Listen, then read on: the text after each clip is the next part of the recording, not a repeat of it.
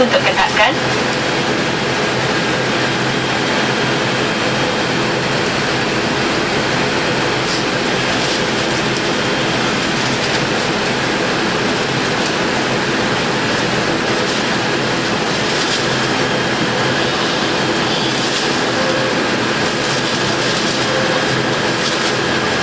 selamat datang dan terima kasih kerana memilih penerbangan Maswings.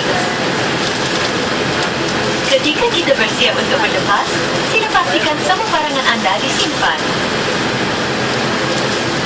Meja ditutup rapat dan anda duduk dengan selesa dengan kerusi ditegakkan. Perlu diingat, penggunaan alat elektronik tidak dibenarkan semasa pesawat berlepas dan mendarat. Kami tahu anda sangat sayangkan telefon bimbit anda.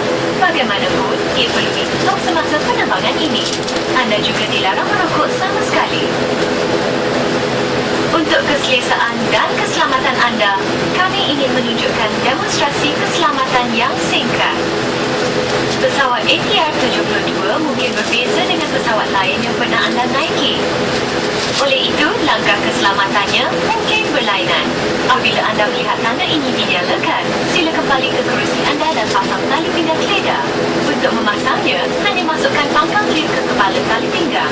Untuk ketatkan, tarik penghujungnya. Anda boleh membuka tali pinggang dengan mengangkat bahagian atasnya. Kami mengesyorkan anda memakai tali pinggang pada setiap masa. Manalah tahu, ada gegaran yang tak disangka. Pintu keluar terletak di kedua-dua belah pesawat, di hadapan dan di belakang.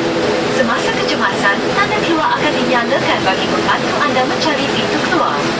Jika penglihatan kabin kabur, panduan lampu di lantai akan membimbing anda ke pintu keluar. Sila ambil kesempatan ini untuk memastikan lokasi pintu keluar anda yang paling hampir.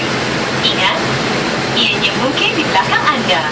Jika berlaku kecemasan, sila tinggalkan barangan peribadi anda, tanggalkan kasut bertumit tinggi walaupun ia mahal dan bergerak pantas ke pintu keluar terdekat. Kemungkinannya amatlah kecil, namun jika berlaku pendaratan atas air, jaket keselamatan ada di bawah kerusi anda. Untuk menggunakannya, sarungkan jaket seperti ini. Tarik talinya dengan erat sekeliling pinggang dan pasangkan klipnya. Untuk ketatkan, tarik penghujungnya. Ketika anda meninggalkan pesawat, gembungkan jaket anda dengan menarik pemegang merah. Untuk gembungkan lagi, anda boleh menghembus tiup ini. Lampu keselamatan akan menyala secara otomatik di dalam air. Hembuskan whistle untuk menarik perhatian. Kami ada menyediakan kad panduan keselamatan di dalam poket kerusi di hadapan anda. Ia mengandungi semua maklumat penting yang perlu anda ketahui. Akhir sekali, jangan malu. Sila beritahu kami jika anda ada sebarang pertanyaan atau perlukan bantuan. Terima kasih atas perhatian anda. Selamat jalan dan nikmati penerbangan anda.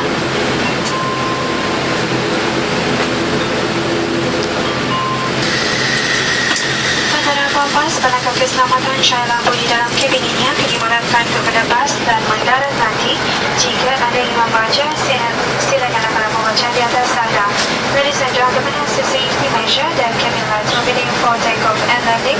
If you wish to read, please switch on your seat reading light. Thank you.